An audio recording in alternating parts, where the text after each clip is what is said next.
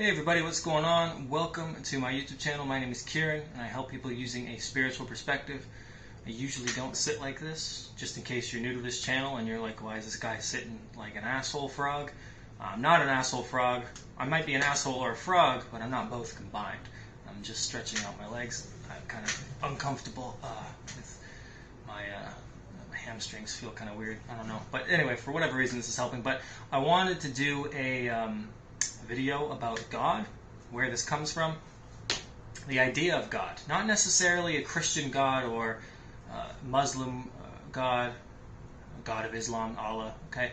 Not any sort of monotheistic or polytheistic, just where the idea of God comes from in our belief system, a higher power, so to speak. So maybe it would be best to not even use the word God, but where does this higher power belief system come from? When did we decide as a species in our evolution to essentially believe in the unknown? When did that happen? Right? So this is a historical fact. It's as much as a fact can be in history. There's probably lots of things we don't understand about history that we guess, but in history this is the concise sort of opinion among historians about where the concept of the first ideas of God or religion came from. Right? When in our human history as a species, Homo sapien, did we come up with this? So I'm going to talk about that. If you don't like history or you don't give a shit about history like I do, then there's plenty of good cat videos for you guys to watch. Lots of good videos about dolphins doing tricks, videos about people doing anything more important than apparently history. I don't know, but lots of stuff for you guys to enjoy. But if you want to stick around and hear about this pretty short video, then please, by all means, continue to watch me sit here like this, making you uncomfortable. So, the idea of God. So let's start with humans and what we were doing at a certain point in history. What point in history? I don't have the exact date, and it is completely irrelevant to what I'm talking about. But at one point in our evolution as a species, we were hunter-gatherers, which meant, pretty obviously, we hunted and we gathered. We fucked as a species. Probably wasn't consensual too many times, but we had sex and we made little babies, and hopefully they didn't die. And we, killed some deer or whatever was going on at the time, and we picked the berries off the ground and we ate them, put them in our mouth. It was delicious. Great fruit. Fruit's great. And vegetables or whatever we could pick, and we just ate them, and we moved around and we didn't have to worry about too much, and we make pretty rudimentary shelters and maybe make some fires and not so necessarily have to do a lot of stuff. There wasn't a great responsibility in the same sense that there would be a civilization or a society. So in this idea, we didn't have to as a species believe in anything higher. Did we even have the ability in our brains at the time to conceive of something of that nature? Maybe, maybe not. But in essence, as a species, we did not believe in a god, or we did not have a religion to worship anything.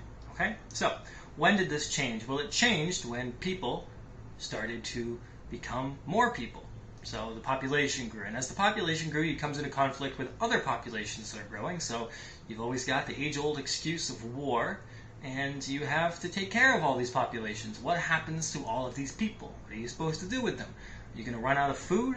Is the weather changing? Where can you go to make things last a little bit longer? Right. So all they had to do was essentially worry about the present moment. Now they have to take care of something else. Now they have to make plans for the future. And when you're making plans for the future, what are you essentially doing? You're making plans for the unknown. You're saying to yourself, hey, I don't know what's going to happen anymore. What am I going to do? Where am I going to go? And will I survive? And will this last? And will my kids survive? So the idea was the first early people settled in what would be called Mesopotamia at the time. It's essentially the Middle East. You can think of it as like Iran, Iraq, Syria, that region, but specifically between the two rivers, the Tigris and Euphrates. And this is where eventually the first civilizations would come from. But at the time, they settled there in communities, farming communities. Not very big, but still, it was no longer nomadic culture. And what they did was they decided that they needed something to worship. And why did they decide that? Why did that idea come? It came because they were relying on flooding of the rivers to basically make their survival possible. So when they started farming and learning basic agriculture, what happens is that the two rivers flooding would obviously make the land fertile. And so you can't control when the river floods. You can't control if there's a drought. So you no longer can control any of the things that you no longer had to worry about because you were only basically living in the present. You didn't necessarily have to think too much about 2 weeks, 2 months, 2 years into the future. It didn't matter anymore. But now they're starting thinking about things in terms of seasons and farming seasons and how often things will last and, taking care of others and stuff, elders, a lot of new responsibilities. Essentially the difference between a 22-year-old with no, responsibilities, having the time of their life or doing whatever they wanted, and maybe they don't have everything together, but they're able to do a bunch of shit because they don't have any kids, any responsibilities. But then suddenly they get a kid, they get someone pregnant, or a female woman, get somebody, or they themselves get pregnant. I don't know how they're getting someone pregnant, but they might. And so in this case, you have responsibilities, right? You got to take care of stuff. It's no longer doable to just not have a job. You have to exist in some way, right? You have to take care of the future. You have a new life to deal with. So in this way, they had a new life. So humans turned to the unknown, and everything was unknown now. They had a sun god, a river god, a rain god, any kind of explanation that would help them understand the unknown, because this is what they had to deal with. They went from not having to give a shit about it to suddenly having to care about it very much. And so the idea, the concept of a belief system came from these early peoples because they settled into farming communities, and everything was now, their survival was now outside of their own hands. There was some stuff they could do, of course, but largely whether or not the river was going to flood and provide them with what they needed had nothing to do with them anymore. They could farm, of course, but whether or not they were able to in the first place was not their choice, not their decision. So they turned to the unknown. And this is where human essential belief system comes from, is the unknown. And that's all we're ever really doing, is praying to the unknown, praying to these ideas, these concepts, whether or not it's a Christian God or any kind of God or any kind of interpretation of God. It all comes down to the unknown. And I just think it's very interesting that this is where human history has developed. This is where it comes from as a species. And this is where we are in our own life, right? So it becomes sort of interesting to talk about, to analyze in many ways. Because this is the foundation for who and what we decide to rely on, right? So these days I try to... And what happens in of course, 21st century is that a lot of people have changed the ideas of spirituality. They've changed them to what they feel might be the most beneficial thing. I try to believe in a center. My unknown is essentially myself. There's so much about me that's unknown, and so much out there that's unknown, both in metaphysical and physical terms, that the only thing I can rely on, or that I know exists for sure, is whatever's inside of me. Physical body, sure, it's here, but whatever's inside of me. So I try to practice a grounded spirituality that brings the center of my awareness back inside, rather than focusing on the outside. It's easier said than done, because we are hardwired as a species to rely on the outside. We're hardwired to do that.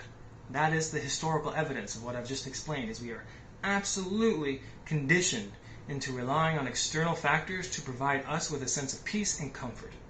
And a grounded spirituality is bringing it back to ourselves, grounding ourselves.